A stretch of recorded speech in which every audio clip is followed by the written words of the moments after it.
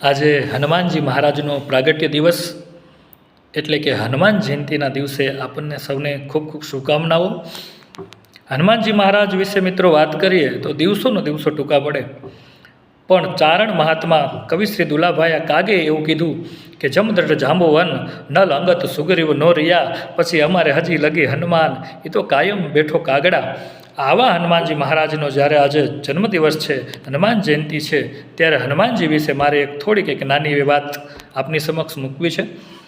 એકવાર દ્વારકાની અંદર ભગવાન કૃષ્ણ પોતાના મહેલમાં બેઠા છે, બાજુમાં તેમના પત્ની શ્રી સત્યભામા બેઠા છે, અને સત્યભામાજી ભગવાનને એવું કહે છે કે હે ભગવાન, તમે ભલે અત્યાર સુધીમાં આટલા અવતારો ધારણ કર્યા, પણ મારા જેવી સુંદર પત્ની તમને કોઈ નહીં મળી હોય, એ તો તમારે સ્વીકારવું જ પડશે। ભગવાન કાંઈ જવાબ ન આપ્યો, પણ ફક્ત એની સામે જોઈ અને મંદ હસ્યા।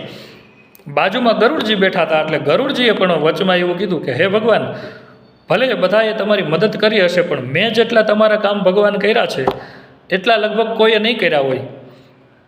બાજુમાં સુદર્શન ચક્ર હતું, સુદર્શન ચક્ર એવું કીધું કે ભગવાન, અણીના ટાઈમે હું તમને જેટલું કામ આવ્યો છું એટલું લગભગ તમને કોઈ કામ નહીં આવ્યું હોય, ને મારા જેવો શક્તિશાળી ભક્ત તમારો કોઈ નહીં હોય।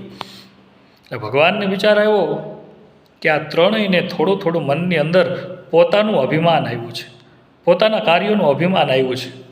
એટલે ભગવાન કાંઈ બોલ્યા નહીં, પણ ગરુડજીની સામું જોઈ અને ભગવાને એટલું કીધું કે ગરુડજી, તો કે હ ભગવાન, તો કે હનુમાનજી મહારાજની મને યાદ આવી છે, અને તમે એને જઈ અને સમાચાર આપો કે ભગવાને તમને યાદ કર્યા છે। એટલે ગરુડજીએ તો નીકળી ગયા બહાર, અને પૃથ્વીમાંથી ગરુડજીની ઝડપની તો વાત જ ન થાય। થોડોક સમય થયો તો હનુમાનજી ભગવાન રામનું સ્મરણ કરતાં કરતાં એક પર્વત પર બેઠા હતા, એમને ગોતી લીધા। ગોતી અને ગરુડજી હનુમાનજી મહારાજને કહે છે કે આપને ભગવાને આપણને યાદ કર્યા છે, તમને યાદ કર્યા છે। તો હનુમાનજી મહારાજે આંખો ખોલી અને વિચાર્યું કે મારા ભગવાને યાદ કર્યા હોય તો નક્કી મારું કંઈક કામ હશે। હનુમાનજી કે ચાલો આવું છું, પણ ગરુડજી ત્યાંથી અટકી ગયા તો વાંધો નહીં, ફરીથી ગરુડજી એવું કીધું કે તમે હનુમાનજી હવે વૃદ્ધ થઈ ગયા છો, તમને દ્વારકા સુધી પહોંચતા થોડી વાર લાગશે, તમે એક કામ કરો, મારી ઉપર બેસી જાઓ, એટલે હું તમને ઝડપથી દ્વારકા પહોંચાડી દઉં। હનુમાનજી કે ના, તમે જાઓ, હું હમણાં થોડી વારમાં આવું છું। ગરુડજી ત્યાંથી ચાલ્યા જાય છે। હવે અહીં ગરુડજી જ્યાં દ્વારકા પહોંચે તો હનુમાનજી ભગવાનની પાસે ઊભા હોય છે। ગરુડજી જ્યાં દ્વારકા આવ્યા ભગવાનના કક્ષમાં, તો હનુમાનજીની બાજુમાં ઊભા હોય છે। તો કે ગરુડજી કે લે હનુમાનજી, તમે મારી પહેલાં અહીંયા પહોંચી ગયા? કૃષ્ણ ભગવાન કે એ તો ઘણા સમયથી આવી ગયા છે, અહીં ઘણી વાર થઈ ગઈ। એટલે આમ થયું તો ગરુડજીનું અભિમાન ઉતરી ગયું કે મને મારી ગતિનું ને કામ કરવાનું જે અભિમાન છે હનુમાનજી પાસે તો ટૂંકું પડે।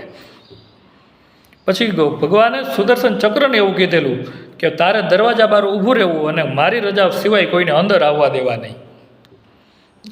આવી પહેલાંથી એને સૂચના, સુદર્શન ચક્ર બહાર ઊભું હતું, હનુમાનજી ઊભા થયા, સુદર્શન ચક્રને આવી સૂચના આપેલી, અને ગરુડજી સત્યભામાજી બાજુમાં બેઠા છે। એટલે ભગવાને હનુમાનજીને પૂછ્યું કે હનુમાનજી, તમને બહાર કોઈએ રોક્યા નહીં અંદર આવતી વખતે?